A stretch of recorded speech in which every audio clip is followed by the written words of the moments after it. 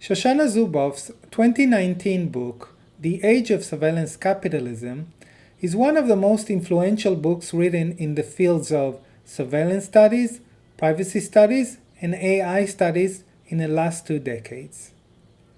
Its ambitious aims, insights, and bold statements entice both scholars and laypeople alike to either skim through it or read it in an attempt to get a grasp of our current situation with regards to emerging surveillance technologies and their effects upon society. As such, it deserves close scrutiny that will try to highlight its strong points, analyze its weak points, and deduce what can be confidently said about surveillance capitalism after the critiques. This 3-part analysis is an attempt to offer such critique.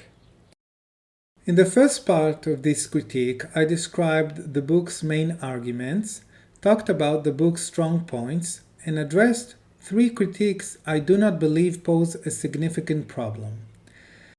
The second part was dedicated to what I consider as the book's true weak points, while the third video is dedicated to what we can say about surveillance capitalism after we internalize the critiques. That is, what are the take-home points? To begin with, Zuboff convincingly argues that there is currently a phenomenon of high-tech companies gathering and analyzing people's behavioral data and converting it into profit. How are they doing so? They are using diverse surveillance techniques in order to gather this data both online and in the physical world, and analyzing it in order to predict human behavior, and in some cases to provoke some behavioral outcome. She also shows nicely that this is a growing phenomenon, and that for every company that is actually making money out of behavior analysis and manipulation, there are many more trying to enter the field.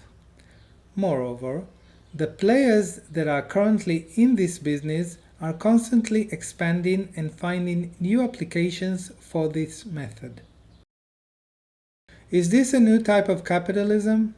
As I explain in length in part 2 of this critique, Zuboff doesn't meet the burden of convincingly making this argument. Her work's lack of comparativeness and earnest historical gaze renders such claims unfounded. This is not to say we are not seeing a new type of capitalism, but just that she fails to support the claim in this study.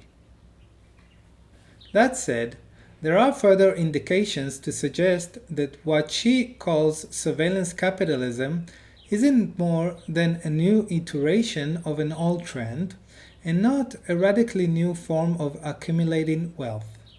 As she herself admits, the wish to predict behavior and in some cases manipulate people's behavior isn't new.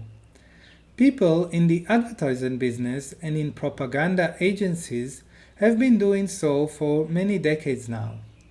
So the methods have evolved, the means of surveillance have deepened, and the scale has grown, but to call it a different type of capitalism seems an overreach. So previously, advertising experts, marketing experts, pollsters, propaganda masterminds, and political analysts would do the behavioral analysis and would formulate the behavior manipulation, while now artificial intelligence is involved. Is that so different? Zuboff would argue that it is, and it is because the new technology's accuracy and success. Yet the direct indications for the accuracy and success of those tools is flimsy in the book. It amounts to a small percentage of people successfully being manipulated. Of course, on a large scale, a few percent may represent hundreds of thousands of people. But the point is the degree of success, and in the rare examples offered in the book, it is not high. we mostly get second-hand indications of the effectiveness of these tools, such as statements by the people who are involved in producing and using the tools and are thus biased, and such as Google and Facebook's profit and valuations, which can mean lots of things. Thus, while the book doesn't show us that the accuracy and success rates of these new tools are indeed high, what we can confidently say is that there is an intent to use these technologies to predict behavior and sometimes manipulate it based on surveillance data. Since Zuboff didn't meet the burden of claiming this is a whole different form of capitalism, what do we have here? I would argue a distinct business model. Since Zuboff uses the term behavior surplus to depict the extracted raw material that these companies use to create their predictions and manipulations, I would suggest calling it the behavioral surplus business model. Of course, although this is a much more accurate description, it is also a much less sexy term than surveillance capitalism. It would have undoubtedly provoked much less media attention and probably reduced Zuboff's visibility and the sales revenue of the book.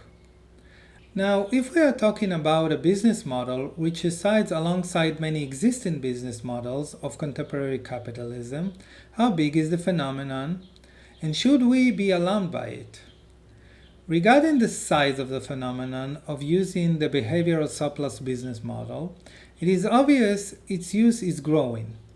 As mentioned above, many companies are trying to enter the field, and including behavioral surplus in their business plan is proving itself a good way for startups to raise venture capital money.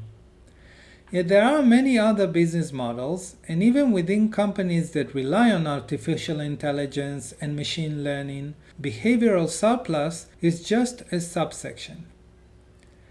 Regarding the question of how alarmed should we be, it is obvious that once we narrow the claim from surveillance capitalism to a behavioral surplus business model, the degree of alarm goes down. Should we be alarmed that companies and some academic scholars are harnessing computational means to predict and manipulate our behavior? For sure. Should we be alarmed that they are using surveillance means to do it? Yes. But we should also be alarmed by other surveillance applications which don't try to predict or manipulate our behavior, but are still detrimental. Generally, we should be alarmed by many business practices that are exploiting people and have a negative effect on democracy, society, and the environment. Most of them have nothing to do with behavioral surplus, and nonetheless, some of them easily compete with and surpass the damages that behavioral surplus is currently doing. Indeed, if the issue is being alarmed by the detrimental effects of companies and their convoluted business models, it seems that Zuboff is far from locating the root cause of the problem and is fixated on one particular model while ignoring the rest. A disregard for people's well-being, our environment, and human values is built into corporations in many ways. Put in perspective, behavioral surplus is a reckless model that trumps on people's privacy and treats its users in a utilitarian way. It is one more business model that ignores humanistic values, and on that it should be faulted. All in all, Zuboff's book from 2019 informs and alarms us about a true phenomenon, but amps up its volume in several ways which are not underpinned by the research offered.